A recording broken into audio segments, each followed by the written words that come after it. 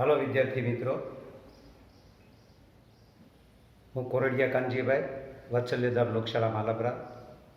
આજે આપણે ધોરણ 10 વિજ્ઞાન પ્રકરણ નંબર 1 રાસાયણિક પ્રક્રિયાઓ અને સમીકરણો ભાગ 2માં અભ્યાસ કરવાના છીએ. વિદ્યાર્થી મિત્રો, આપણે પ્રથમ એપિસોડની અંદર એ અભ્યાસ કરી ગયા છીએ કે રોજિંદા જીવનમાં છે એ રાસાયણિક પ્રક્રિયાઓ કઈ રીતે થાય એની આપણે સમજ પ્રાપ્ત કરી, તમે સમજાઈશો. બીજું કે એ રાસાયણિક પ્રક્રિયા માટેની 3 પ્રવૃત્તિઓ આપણે જોઈ હતી અને આપણે વિજ્ઞાનની પ્રયોગ પોથીમાં પ્રયોગો પણ છે એ આપણે પ્રયોગ પણ કર્યા હતા અને તમને સારી રીતે સમજાણા છે, હું એવી આશા રાખું છું. આજે આપણે આ જે સમીકરણ છે, રાસાયણિક પ્રક્રિયાઓ થાય અને સમીકરણ સ્વરૂપે આપણે કેવી રીતે બતાવી શકીએ, તો આ બધી આપણી આસપાસની કેટલી આપણે ગયા એપિસોડની અંદર વાત કરી હતી કે કેટલી એવી રાસાયણિક પ્રક્રિયાઓ થાય છે અને આ બધી રાસાયણિક પ્રક્રિયાઓને આપણે સમીકરણ સ્વરૂપમાં એ સંક્ષિપ્તમાં કેવી રીતે રજૂ કરી શકાય, તો એની આપણે અહીંયા સમજ સહી પ્રાપ્ત કરવાની છે. વિદ્યાર્થી મિત્રો, જોઈએ આપણે અહીંયા કે રાસાયણિક સમીકરણો. હવે રાસાયણિક સમીકરણ રૂપે આપણે લખવું હોય તો આપણે પ્રથમ વાત કરી ગયા છે કે પ્રવૃત્તિ 1.1 નું વર્ણન આ મુજબ થઈ શકે. હવે એને આપણે વર્ણન સ્વરૂપે લખવું હોય, આપણે એક પ્રવૃત્તિ કરી હતી કે ભાઈ મેગ્નેશિયમ પટ્ટીને છે એ ઓક્સિજનની હાજરીમાં જો સળગાવવામાં આવે તો એમાંથી આપણને શું નિર્માણ થયું હતું? મેગ્નેશિયમ ઓક્સાઇડ નિર્માણ થયું હતું. તો એને આપણે આવા વર્ણન ટાઈપ લખવું તો એવી રીતે, જ્યારે મેગ્નેશિયમની પટ્ટીને હવામાં સળગાવે ત્યારે તે મેગ્નેશિયમ ઓક્સાઇડમાં રૂપાંતર થાય છે. તો આવું મોટું વાક્ય બને છે અને મોટા વાક્યને આપણે ટૂંકમાં જ લખવું હોય તો એ સમીકરણ સ્વરૂપમાં લખી શકે. તો આ વર્ણન ટાઈપ થયું કે કઈ રીતે આખી પ્રક્રિયા છે એ થઈ હોય છે. પરંતુ આપણે જો એને શાબ્દિક રીતે જો લખીએ, સમીકરણને શાબ્દિક રીતે જો લખવું હોય તો હજી આ જે વર્ણન ટાઈપનું જે સમીકરણ છે એને કરતાં પણ આપણે સંક્ષિપ્ત રૂપમાં પણ લખી શકીએ. તો અહીંયા દર્શાવ્યું છે કે ઉપરોક્ત પ્રક્રિયા માટે શાબ્દિક સમીકરણ આ પ્રકારે છે એ થશે.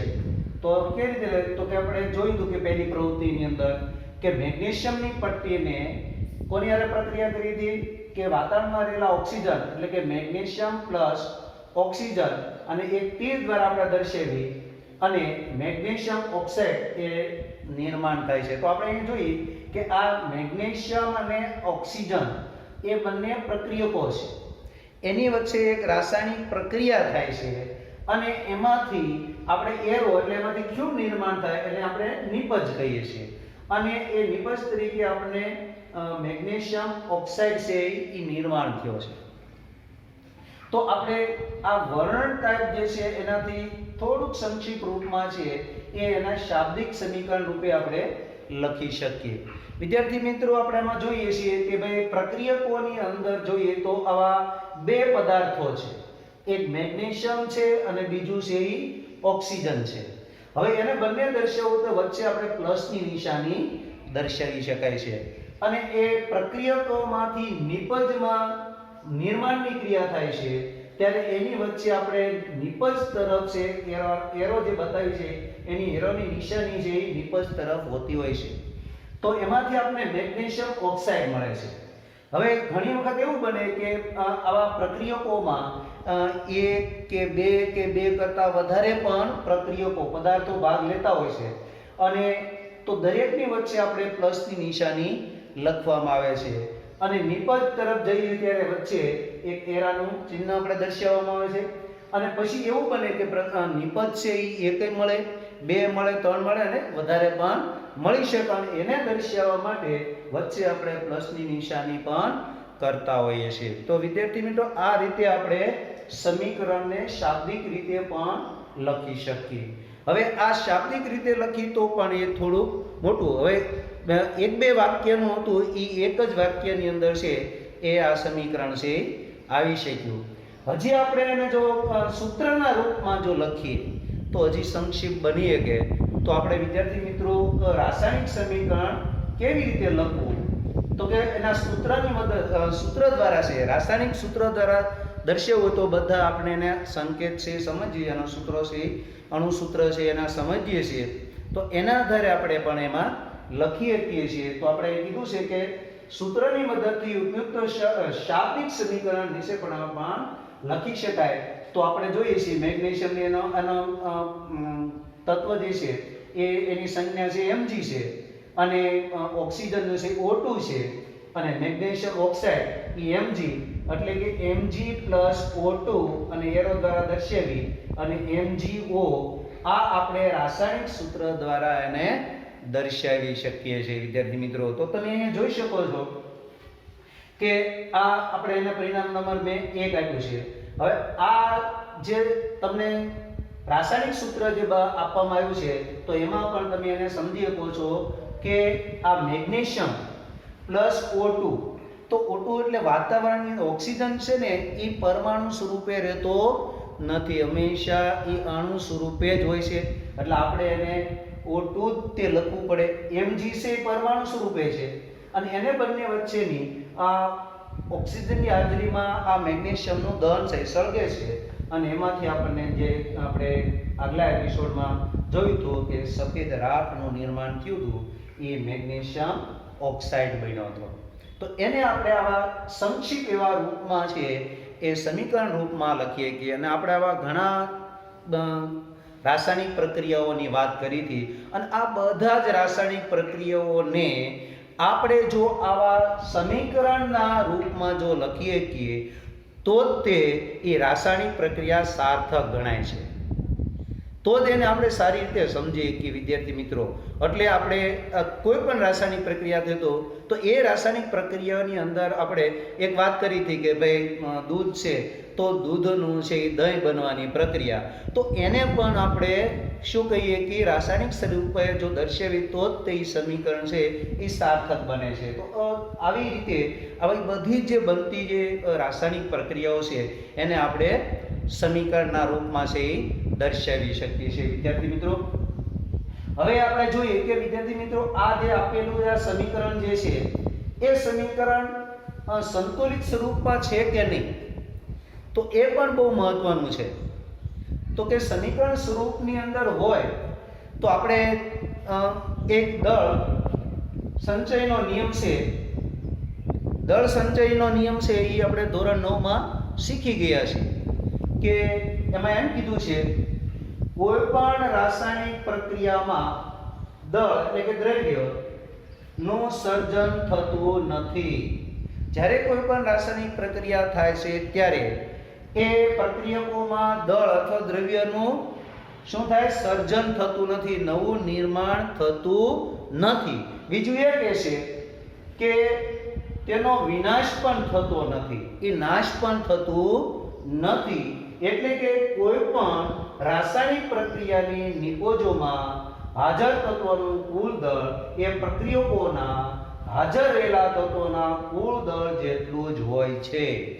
એટલે જેટલા જ નિપજમાં આપણને મળ્યું છે તત્વ પદાર્થ મળ્યા છે એ પદાર્થનું દળ અને પ્રક્રિયકની અંદર જે વપરાયેલા જે પદાર્થો છે એનું દળ છે એ બંને સરખું જ હોય છે. તો આપણને દળ સંચયનો નિયમ એમ કહે છે કે પ્રક્રિયકોમાં અને નિપજોની અંદર રહેલા પદાર્થોનું દળ છે એ કેવું હોય છે, સમાન હોય છે. કારણ કે એનો નાશ પણ થતો નથી અને નવું છે એ નિર્માણ પણ થતું નથી.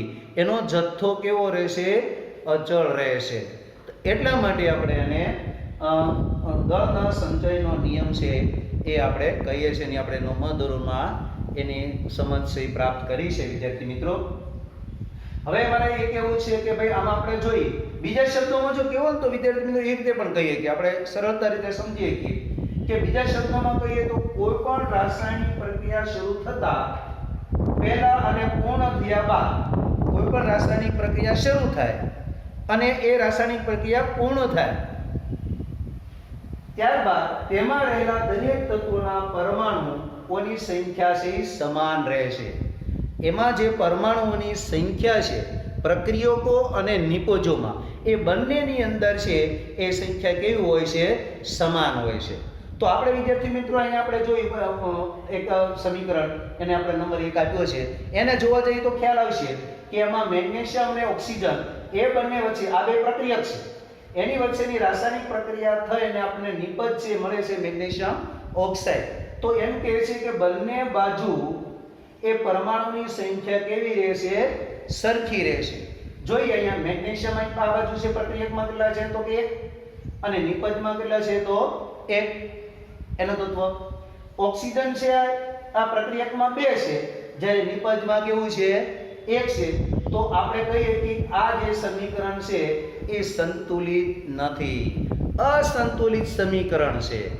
એટલે આ સંતુલિત સમીકરણને આપણે સંતુલિત કરવું જરૂરી છે. આ દળ સંચયના નિયમ પ્રમાણે બંને બાજુ એનો દળ છે એ સમાન રહેવો જોઈએ. એટલે કે એ બંને બાજુ પ્રક્રિયક અને નિપજમાં એના પરમાણુની સંખ્યા સરખી હોવી જોઈએ. તો આપણે જે પ્રવૃત્તિ 1.1 કર્યું હતું અને એનું જે અમે સમીકરણ તમને અહીંયા બતાવ્યું છે અને એ અહીંયા બતાવેલું આ જે રાસાયણિક સમીકરણ છે એ કેવું છે? અસંતુલિત છે. હવે આપણે વાત કરી કે ભાઈ સંતુલિત રાસાયણિક સમીકરણમાં મારે એક તમને વાત કરવી છે કે રાસાયણિક સમીકરણને તબક્કાવાર સંતુલિત કરીએ. આપણે તબક્કાવાર કેવી રીતે એને સંતુલિત કરીએ તો એની પણ આપણે આમાં સમજ મેળવી છે. આપણે ગયા એપિસોડની અંદર પ્રથમ એપિસોડમાં છે એ આપણે પ્રવૃત્તિ છે એ 1.3 કરી ગયા કે ભાઈ ઝીંકના ટુકડાની અંદર આપણે મંદ સલ્ફ્યુરિક એસિડ ઉમેર્યો હતો, ત્યારે એમાંથી આપણને ઝીંક સલ્ફેટ અને હાઇડ્રોજન વાયુ છે ઉત્પન્ન થયો હતો. તો એ જે આખી પ્રક્રિયા છે એને મારે વર્ણન ટાઈપ આખું લખવું હોય તો હું લખી શકું કે ભાઈ આપણે એના વર્ણન ટાઈપ લખો તો કેટલો મોટો શબ્દ છે એ વાક્ય બને છે કે ભાઈ તમે એમાં લઈ શકો કે ભાઈ ઝીંકના ટુકડાને આપણે મન સલ્ફ્યુરિક એસિડ સાથે એ રાસાયણિક પ્રક્રિયા થાય છે ત્યારે એમાંથી આપણને એ ઝીંક ઓક્સાઇડ વિદ્યાર્થી મિત્રો ઝીંક સલ્ફેટ અને હાઇડ્રોજન વાયુ છે એનું નિર્માણની ક્રિયા છે એ થતી હોય છે. તો એને આપણે શાબ્દિક રીતે લખવું હોય તો હું લખી શકું કે ઝીંક શબ્દમાં લખવું હોય તો ઝીંક વત્તા મંદ સલ્ફ્યુરિક એસિડ અને એરો વડે દર્શાવી અને ઝીંક સલ્ફેટ અને વત્તા હાઇડ્રોજન. તો આ રીતે એને આપણે શાબ્દિક સમીકરણ રૂપે લખીએ છીએ. અને એને હજી મારે લખવું હોય તો રાસાયણિક સમીકરણ રૂપે લખવું હોય તો પણ હું લખી શકું. આ શાબ્દિક સમીકરણ રૂપે લખેલું છે કે ઝીંક વત્તા સલ્ફ્યુરિક એસિડ અને એરો દ્વારા આપણે દર્શાવી ઝીંક સલ્ફેટ વત્તા હાઇડ્રોજન. અને આને તે આ સમીકરણને મારે જો રાસાયણિક સમીકરણ સ્વરૂપે લખવું હોય તો કેવી રીતે લખી શકું? તો કે ઝીંક વત્તા H2SO4 અને એરો દર્શાવી અને ઝીંક સલ્ફેટ એટલે ZnSO4 અને વત્તા H2 એટલે કે હાઇડ્રોજન. અને આપણે સમીકરણ નંબર છે એ 2 આપ્યું છે. વિદ્યાર્થી મિત્રો અહીંયા સમજો. હવે આ સમીકરણ છે એ સંતુલિત છે કે નહીં તો આપણે હમણાં વાત કરી ગયા કે ભાઈ એને પ્રક્રિયકમાં અને નિપજમાં બંને બાજુ છે એ એના પરમાણુની સંખ્યા કેવી હોવી જોઈએ? સરખી હોવી જોઈએ. તો આપણે એ સરખી મેળવવા માટે અહીંયા જોઈએ કે પરમાણુની સંખ્યા કેવી છે તો અહીંયા બતાવ્યું છે તત્વ પ્રક્રિયકમાં પરમાણુની સંખ્યા એટલે કે આપણે કહીએ કે લેફ્ટ હેન્ડ સાઈડ એટલે કે LHS કહીએ છીએ અને નિપજમાં પરમાણુની સંખ્યા RHS એટલે કે રાઈટ હેન્ડ સાઈડ. તો આપણે જોઈએ એની અંદર આમાં બતાવ્યું છે ઝીંક, પછી જોયું છે હાઇડ્રોજન, પછી જોયું સલ્ફર અને ઓક્સિજન. આ બધા તત્વો આની અંદર એ રહેલા છે. હવે આપણે પ્રક્રિયકોની અંદર છે પરમાણુની સંખ્યા તો કે જોઈએ કે ઝીંક કેટલા છે તો કે 1 જ છે. જો વિદ્યાર્થી મિત્રો બરાબર. પછી હાઇડ્રોજન કેટલા છે તો 2. પછી સલ્ફર કેટલા છે તો કે 1 અને ઓક્સિજન કેટલા છે અહીંયા 4. આપણે 4 લખીએ. એવી રીતે આ નિપજમાં નિર્માણ થયું છે ત્યારે ઝીંક કેટલો બને છે આમાં તો કે 1. પછી સલ્ફર કેટલા છે ચાલો એ પછી હાઇડ્રોજન કેટલા છે તો કે 2. સલ્ફર કેટલા છે તો કે સલ્ફર છે એ 1 જ છે તો આપણે 1 દર્શાવ્યું. અને ઓક્સિજન કેટલા છે તો કે 4. તો જુઓ તમે અહીંયા પ્રક્રિયકની અંદર પરમાણુની સંખ્યા અને નિપજની અંદર રહેલા પરમાણુની સંખ્યા તો ઝીંક જોઈએ તો પ્રક્રિયકમાં 1 છે અને નિપજમાં પણ 1 છે. હાઇડ્રોજનનો જોઈએ તો પ્રક્રિયકમાં 2 છે અને નિપજમાં પણ 2 છે. સલ્ફરમાં જોઈએ તો પ્રક્રિયકમાં 1 છે અને નિપજમાં પણ 1 છે, અને ઓક્સિજન જોઈએ તો એ બંને બધું 4 4, એટલે કે પ્રક્રિયકમાં 4 છે અને નિપજમાં પણ 4 છે. તો આપણે કહીએ કે આ જે આપેલું સમીકરણ છે એ સમીકરણ કેવું છે? સંતુલિત છે.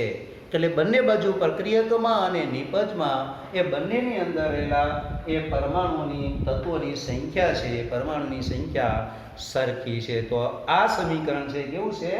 સંતુલિત રૂપ છે.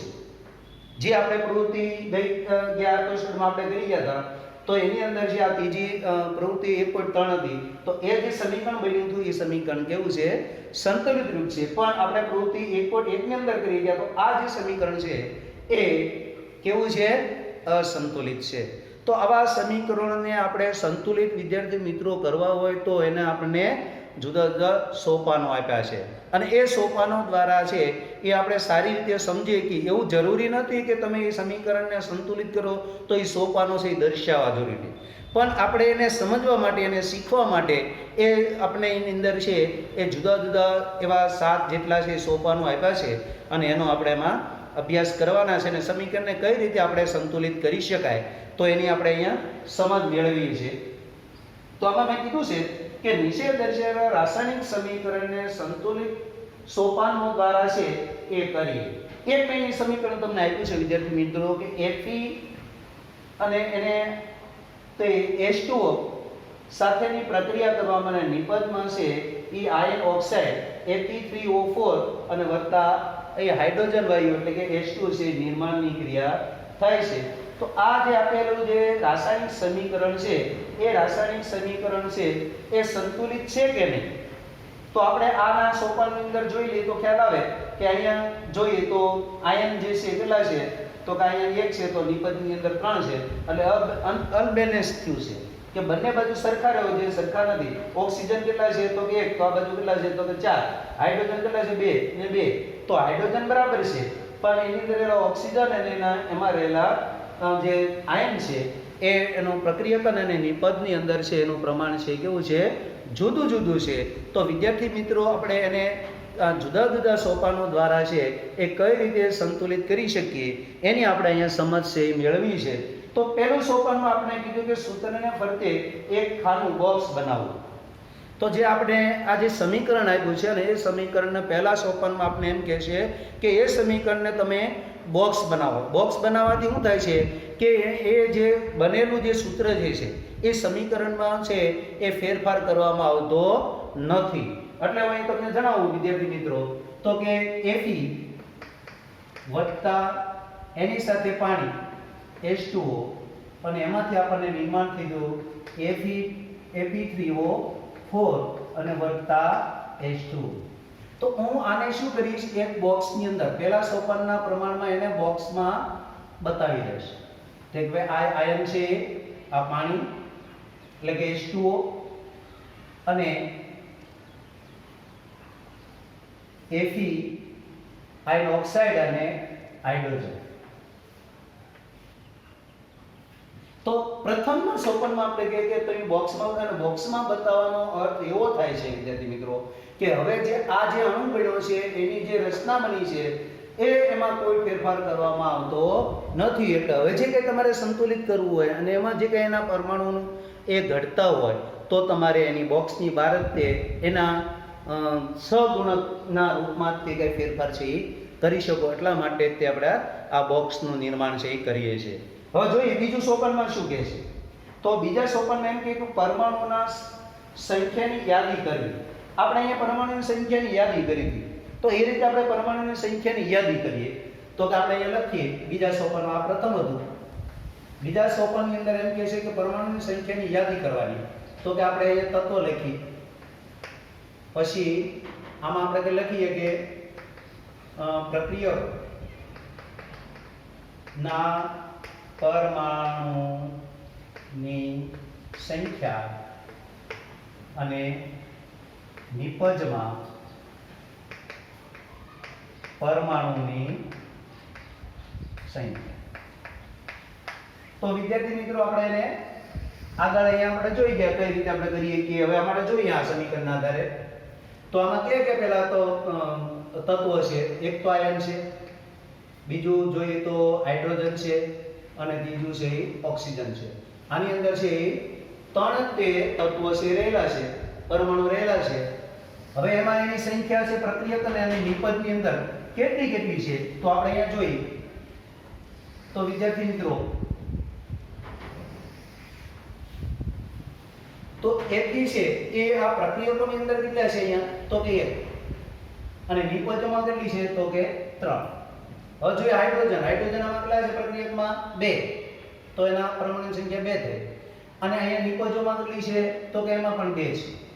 અને ઓક્સિજન જોઈએ તો આમાં કેટલા છે 1 અને આ બાજુ જોઈએ તો કેટલા છે 4. તો તમે જુઓ છો તો આ અનબેલેન્સ પ્રક્રિયકમાં જે આયન છે એ 1 છે ત્યારે નિપજમાં 3 છે. હાઇડ્રોજન બંનેમાં સરખા છે. ઓક્સિજન જોઈએ તો પ્રક્રિયકમાં 1 છે અને નિપજમાં 4 છે.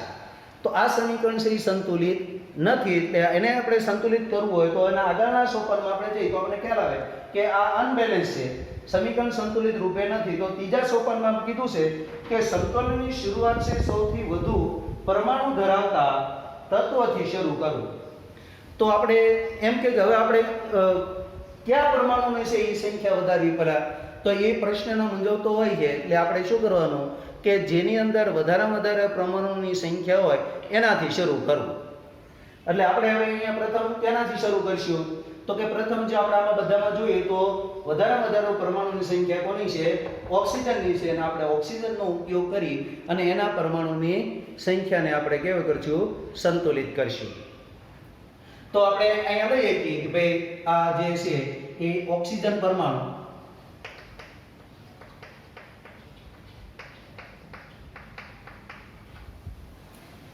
પરમાણુની અંદર પ્રક્રિયા અને એમાં નિપજ.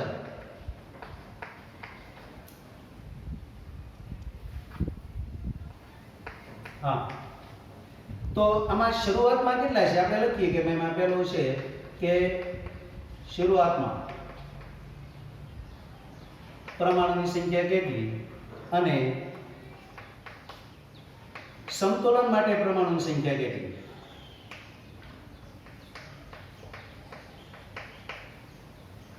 તો સમતોલન માટે કેટલા જોઈએ તો આપણે એની અંદર જોઈએ કે કયામાં તો તમે જો પ્રક્રિયકની અંદર જુઓ તો ઓક્સિજન છે કેવા સ્વરૂપે છે H2O.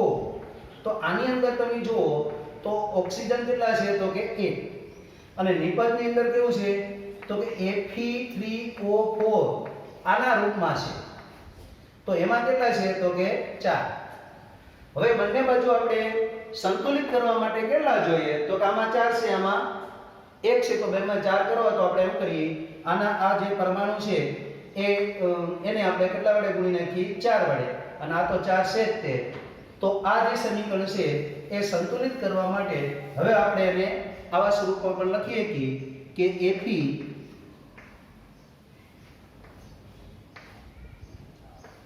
વત્તા H2O એરો વડે દર્શાવી Fe3O4 અને વત્તા H2O. તો પ્રક્રિયકમાં આપણે જે પાણીનો અણુ છે એને કેટલા વડે ગુણવા પડશે તો કે આ જેના બોક્સ એટલા માટે બનાવ્યું છે કે એની શરતના કોઈ ફેરફાર કરી શકતા નથી. એટલા માટે આપણે એને એના સહગુણકમાં આગળ છે એ 4 વડે ગુણશું. અને અહીંયા જે છે તમે સમજી શકો છો અહીંયા છે એ ઓક્સિજન કેટલા છે 4 જ છે એટલે આને કઈ ગુણવાની જરૂર નથી. તો આ જે છે એ આપણે જે ઓક્સિજન છે અનબેલેન્સ હતું એને આપણે બેલેન્સિંગ કરી નાખ્યું. હવે આગળ જોઈએ બીજા તત્વોથી 2 બાકી રહી ગયા આયન અને હાઇડ્રોજન. તો હવે એનો આગળની આપણે જોઈએ તો આમાં જોઈએ તો હાઇડ્રોજન કેટલા થઈ ગયા જો 8 થઈ ગયા 4 2 8 થઈ ગયા અને આ હાઇડ્રોજન કેટલા છે 2. તો હાઇડ્રોજન પણ અસંતુલિત છે બંને બાજુ અને આયન પણ છે એ કેવું છે અસંતુલિત છે. આગળનું સોપાન આપણે જોઈએ તો સોપાન નંબર છે એ આ ત્રીજું હતું. હવે સોપાન નંબર આપણે 4 ની અંદર જઈએ તો એની અંદર એને કીધું છે કે સંતુલિતની શરૂઆત છે સૌથી વધુ પરમાણુની ધરાવતા જ્યાંથી કરીએ. હવે તો બીજા ક્રમના પરમાણુની એ સંતુલિત કરશું આપણે. તો બીજા ક્રમમાં કોઈ બીજું એક આવતું હોય એને આપણે સંતુલિત કરવા જઈએ તો હું અહીંયા હાઇડ્રોજનને સંતુલિત કરવાનો પ્રયત્ન કરું. તો હાઇડ્રોજનને સંતુલિત કરું તો અહીંયા હું લઈ લઉં. આમાં જો તમને સમજ આપી દઉં તો તમે સમજી શકો છો વિદ્યાર્થી મિત્રો કે આ જે વાત કરી તો હાઇડ્રોજન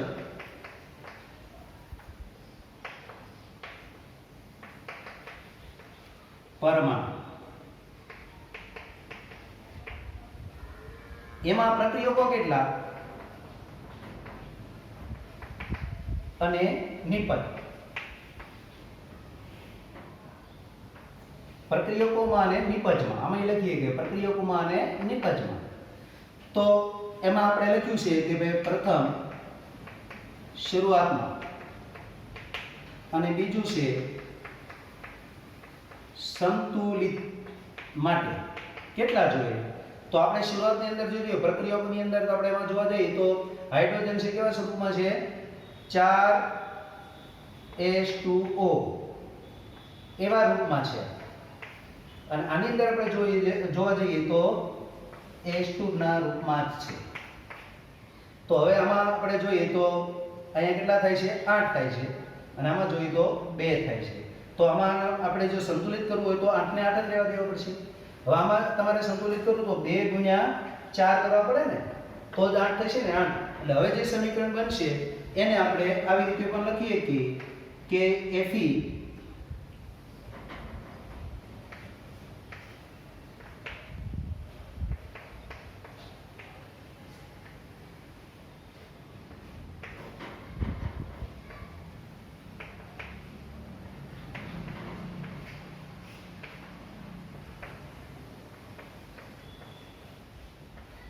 તો આપણે ખ્યાલ આવી જશે કે આ તો 8 છે જ તે પણ અહીંયા તમે જુઓ છો તો એને આપણે કેટલા વડે ગુણવા પડશે 4 વડે એટલે 8 થઈ ગયું. તો આમાં આપણે જોઈએ છીએ તો હાઇડ્રોજન પણ કેવું થઈ ગયું સંતુલિત થઈ ગયું છે. વિદ્યાર્થી મિત્રો આપણે સમજી શકીએ છીએ. તો હવે આગળના સોપાનમાં જોઈએ કે આપણે પાંચમા સોપાનમાં કીધું કે ત્રીજા ક્રમમાં કોઈ પરમાણુને સંતુલિત કરવું. તો હવે આપણે ત્રીજા ક્રમને જે છે એને સંતુલિત કરવા માટે અહીંયા જોઈએ છીએ તો આયન પણ કેવું છે અસંતુલિત છે અને આપણે અહીંયા આયનને લઈ લઈએ પરમાણુ માટે. તો આયન પરમાણુ માટેના પ્રક્રિયક અને નિપજ માટે આપણે લેવા જઈએ તો અહીંયા આપણે દર્શાવીએ કે ભાઈ પ્રક્રિયકમાં Fe સ્વરૂપે છે બરાબર EF છે અને આ બાજુ આપણે અહીંયા જોવા જઈએ તો Fe3O4 છે. એની અંદર જોઈએ તો આમાં 3 છે. હવે એને આપણે સંતુલિત કરવું હોય તો આને આપણે 3 લાવવું હોય 1 ગુણ્યા 3 કરીએ એટલે 3 થઈ ગયું અને આ 3 રહેશે. તો હવે જે સમીકરણ આખું બને છે એ આને મારે કેટલા વડે ગુણવા પડે 3 વડે ગુણી નાખવું. તો આ જે એક છે એ Fe પણ છે કેવું છે જે સંતુલિત રૂપે થઈ શકે છે વિદ્યાર્થી મિત્રો. અને આગળનું છેલ્લું સોપાન આપણે આપ્યું છે અંતમાં સંતુલિત સમીકરણને ખરાઈ કરવા માટે આપણે શું કરવું પડે સમીકરણને બંને તરફ રહેલા દરેક તત્વોના પ્રમાણની ગણતરી કરવી જોઈએ. તો આપણે આખરી જે સમીકરણ બન્યું છે આવી રીતે બન્યું છે કે 3Fe વત્તા 4H2O એરો વડે દર્શાવી Fe3O4 વત્તા 4H2O. તો હવે આપણે ગણતરી કરવી પડે કે પ્રક્રિયકમાં અને નિપજમાં એના પરમાણુની સંખ્યા કેટલી છે. તો વિદ્યાર્થી મિત્રો અહીંયા જો તો Fe આ બાજુ જોઈએ તો કેટલા છે 3 છે. તો આમાં નિપજમાં પણ કેટલા છે 3. તો Fe પણ સંતુલિત થઈ ગયું. હવે જો હાઇડ્રોજન છે એ 4 ગુણ્યા 2 એટલે કેટલા છે 8. તો એમાં 4 ગુણ્યા 2 એટલે કેટલા છે 8. તો હાઇડ્રોજન પણ કેટલા છે બંને બાજુ 8 8 સમાન છે. હવે ઓક્સિજન જોઈએ તો આમાં જોઈએ તો 4 છે અને અહીંયા પણ નિપજમાં જોઈએ 4 છે. તો બંને બાજુ પરમાણુની સંખ્યા છે એ કેવી થઈ ગઈ સરખી થઈ ગઈ અને પરમાણુની સંખ્યા સરખી થઈ ગઈ. તો આ જે સમીકરણ છે એ સમીકરણ કેવું કહીશું આપણે સંતુલિત થઈ શકે છે. તો આવી રીતે આપણે સમીકરણને જુદા જુદા સોપાનો દ્વારા એને આપણે સંતુલિત કરી શકીએ છીએ વિદ્યાર્થી મિત્રો. હવે વિદ્યાર્થી મિત્રો આગળનું પણ એક સોપાન આપ્યું છે 7મું કે ભૌતિક અવસ્થાઓની પણ સંજ્ઞાઓ લખવી. આ સમીકરણની અંદર આપણે જોઈએ તો ભૌતિક અવસ્થાની સંજ્ઞાઓ પણ દર્શાવવી જરૂરી છે. તો ભૌતિક અવસ્થા આપણે ખબર છે કાં તો ક્ષયિક અવસ્થાઓ જે ઘન પ્રવાહી વાયુ એકવિયસ એટલે કે જલીય દ્રાવણના રૂપમાં હોય. તો આવી ભૌતિક અવસ્થાઓ છે એ કેટલા રીતે આપી છે તો આપણે જોઈએ કે ભાઈ વાયુ રૂપમાં હોય કોઈ તત્વ છે એ વાયુ રૂપમાં હોય, કોઈ છે એ પ્રવાહી રૂપમાં હોય, કોઈ એનું આપણે દ્રાવણ બનાવ્યું હોય એટલે કે જલીય પણ હોય છે, અને કોઈ સોલિડ એટલે કે ઘન સ્વરૂપે હોય છે. અને એને આપણે જો સંજ્ઞા દ્વારા દર્શાવવા જઈએ ક્રમિક રીતે તો વાયુ જે છે એ વાયુને આપણે શું કહીએ, વાયુ રૂપે હોય તો આપણે એને જી દ્વારા દર્શાવીએ છીએ. પછી પ્રવાહી હોય તો એને આપણે લિક્વિડ એલ તરીકે દર્શાવીએ છીએ, અને જલીય હોય એટલે એને એક્વિયસ એક્યુ દ્વારા દર્શાવીએ છીએ, અને ઘન પદાર્થ હોય તો એને આપણે સોલિડ કે એસ દ્વારા પણ દર્શાવવામાં આવે છે. તો વિદ્યાર્થી મિત્રો આપણે અહીંયા જોઈએ કે એને આપણે ભૌતિક અવસ્થા દ્વારા જો એને દર્શાવવું હોય તો આપણે અહીંયા કેવી રીતે દર્શાવીએ છીએ. તો આપણે એબી છે એ આયન જે છે એ કેવા સ્વરૂપમાં હોય છે, ઘન સ્વરૂપમાં, એટલે આપણે એને સોલિડ એચ તરીકે લઈશું. જોજો વિદ્યાર્થી મિત્રો, હવે આયન જે H2O જે છે એ જ્યારે ઓક્સિજન આયન સાથે પ્રક્રિયા કરે છે ત્યારે પાણી રૂપે લિક્વિડ રૂપે રહેતું નથી, એ વાયુ રૂપે તેની રાસાયણિક પ્રક્રિયા કરે. એટલે આપણે એને અહીંયા કેવો પાણીની વરાળ રૂપે લઈશું, એટલે એને આપણે જી વાયુ રૂપે ગેસ તરીકે લઈશું. અને અહીંયા આપણે FeO4 જે મળ્યું છે એ ઘન સ્વરૂપે એટલે સોલિડ સ્વરૂપે મળે છે, અને આ જે હાઇડ્રોજન વાયુ છે એ કેવા વાયુ સ્વરૂપે છે એટલે આપણે એને ગેસ છે જી તરીકે દર્શાવ્યું. તો આ જે છે એની અવસ્થા આપણને દર્શાવે છે. વિદ્યાર્થી મિત્રો આપણે આ સમીકરણને એની અવસ્થા પણ એમાં દર્શાવવાની આવતી હોય છે. ઘણી વખત એવું પણ બને કે આવા સમીકરણને આપણે અવસ્થા તરીકે દર્શાવી નો તો પણ ચાલતું હોય છે. હવે વિદ્યાર્થી મિત્રો મારે તમને એ વાત કરવી છે કે ભાઈ એની ભૌતિક અવસ્થાઓ છે આપણે બતાવીએ છીએ, પણ ઘણી વખત છે એવું પણ બનતું હોય છે કે અમુક રાસાયણિક પ્રક્રિયાઓ બધી થતી હોય છે ત્યારે એની ઉપર છે તાપમાનની અસર હોય, એમાં એના ગરમ કરવાનું હોય, એના દબાણનો ઉપર હોય છે, એના ઉદ્દીપક છે એ પણ પ્રક્રિયાઓ કરતી હોય છે. ત્યારે આપણે એને કેવી રીતે નિર્દેશ કરી શકીએ એવી રાસાયણિક પ્રક્રિયાઓમાં, તો એની પણ આપણે અહીંયા સમજ છે લેવાની હોય છે. તો આપણે સામાન્ય રીતે જોઈએ કે કોઈ પણ રાસાયણિક પ્રક્રિયા થાય અને આપણે એની ઉપર અમુક દબાણ છે આપવાનું હોતું હોય છે, અને તો જ રાસાયણિક પ્રક્રિયા થતી હોય તો એને આપણે ક્યાં દર્શાવીએ કે, તો સામાન્ય રીતે આપણે પ્રક્રિયક અને નિષ્પદની વચ્ચે જે એરો દર્શાવ્યો છે એ એરાની ઉપર અથવા તો એને નીચે આપણે એને દર્શાવી શકીએ છીએ. જો હું તમને એક ઉદાહરણ રૂપે આપું વિદ્યાર્થી મિત્રો, આપણે અહીંયા સમજવાનો પ્રયત્ન કરીએ જો તો તમને ખ્યાલ આવશે કે ભાઈ એક ઉદાહરણ તમને હું અહીં આપું છું. ધારો કે એક ઉદાહરણ રૂપે છે એ કાર્બન મોનોક્સાઇડ લો અને વત્તા એને છે હાઇડ્રોજન સાથેની પ્રક્રિયા થાય તો એમાંથી નિર્માણની ક્રિયા થતું હોય છે એ મિથેનોલ બને છે.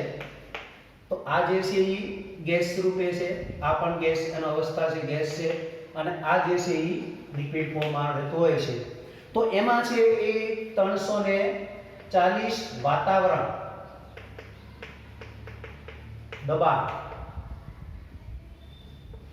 તો આ જે વાતાવરણ દબાણની જે પ્રક્રિયા કરે છે તો આપણે એને એરો દ્વારા છે એ નિર્દેશ કરી શકીએ છીએ, અને એની વચ્ચેની આ રાસાયણિક પ્રક્રિયા થાય છે.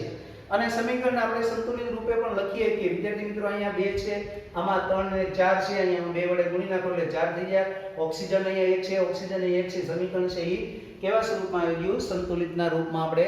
એટલે આવા બધા સોપાનો દર્શાવવાની પણ જરૂર નથી, સીધા જ આપણે સમીકરણને સંતુલિત રૂપે છે એ દર્શાવી શકીએ. હજી તમને વાત કરું કે ભાઈ આપણે ખબર છે કે લીલી વનસ્પતિ છે એ પ્રકાશ સંશ્લેષણની ક્રિયા કરે છે, અને વાતાવરણમાં જમીનમાંથી એ પાણી મેળવે, અને વાતાવરણમાંથી કાર્બન ડાયોક્સાઇડ અને જમીનમાંથી પાણી મેળવે છે, અને સૂર્યપ્રકાશની હાજરીમાં છે એ ક્લોરોફિલ એટલે કે સૂર્યપ્રકાશ એટલે કે પ્રકાશ સંશ્લેષણની ક્રિયા કરે છે, અને એ જે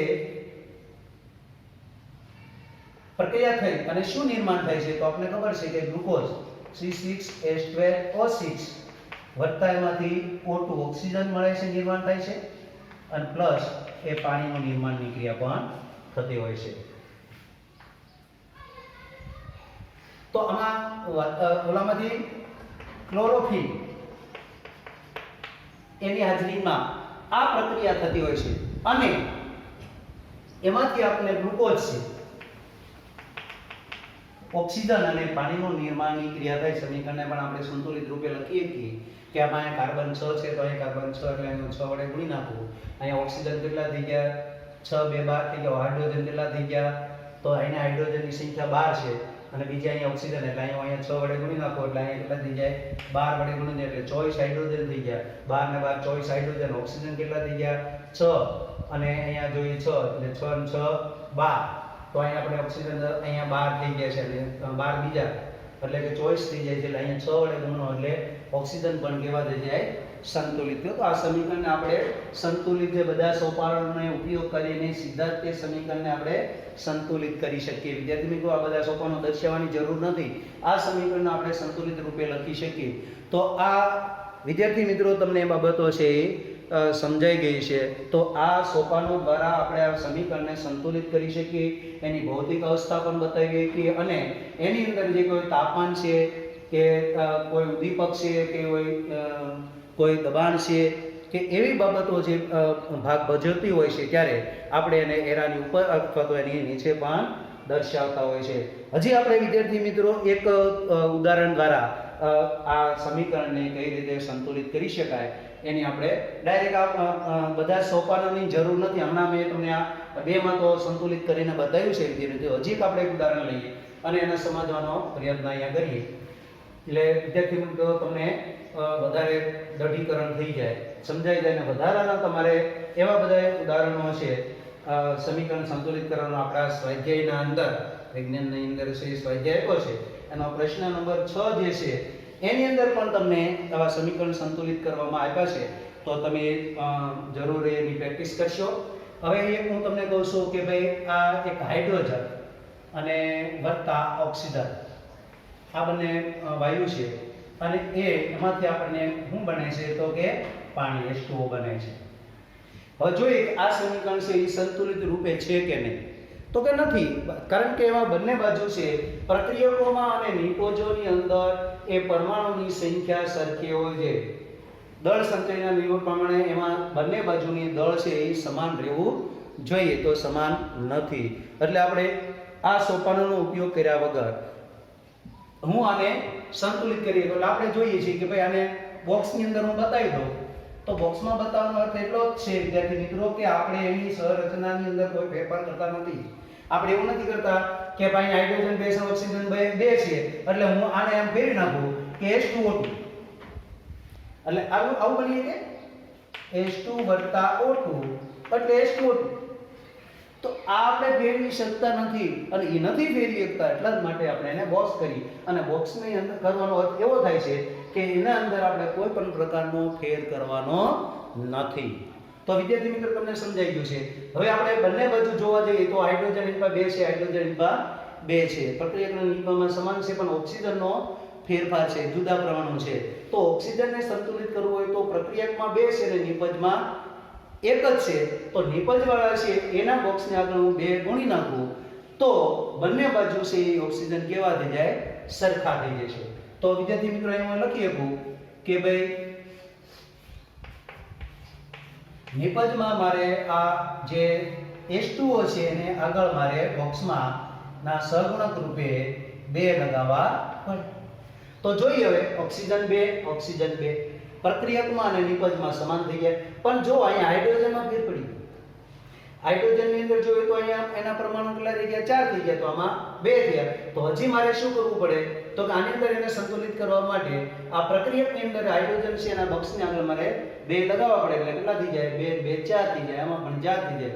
તો અહીંયા હું એ રીતે પણ બતાવી શકું કે H2 અહીંયા 2 વડે ગુણી નાખું. આ બોક્સની અંદર O2 એમનેમ રહેશે અને 2 અને આમાં આપણે તો હવે વિદ્યાર્થી મિત્રો તમે જોશો તો તમને ખ્યાલ આવી જશે કે હાઇડ્રોજન 4 છે, આમાં પણ હાઇડ્રોજન 4, ઓક્સિજન 2 છે પણ ઓક્સિજન 2 છે. તો આપણે એને સંતુલિત સ્વરૂપે આવી રીતે લખી દઈએ કે 2H2 O2 અને એમાંથી નીકળશે 2H2O અને એની અવસ્થા આપણે લખવી હોય તો આપણે આવી રીતે એની અવસ્થા ગેસ અને પ્રવાહી એટલે કે લિક્વિડ.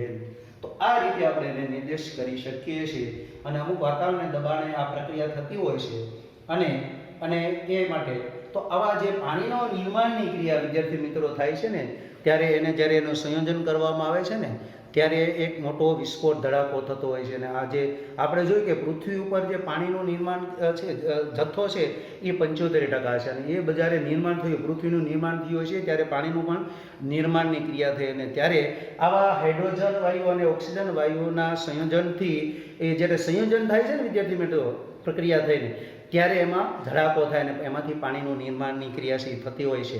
તો એવા પાણીનું નિર્માણ આપણને ખબર છે કે આપણા પૃથ્વીની આજુબાજુ છે એ 75% છે એ પાણીનો હિસ્સો ધરાવે છે. તો એને નિર્માણ થયું છે ત્યારે આપણે એને પણ સમજી શકીએ છીએ.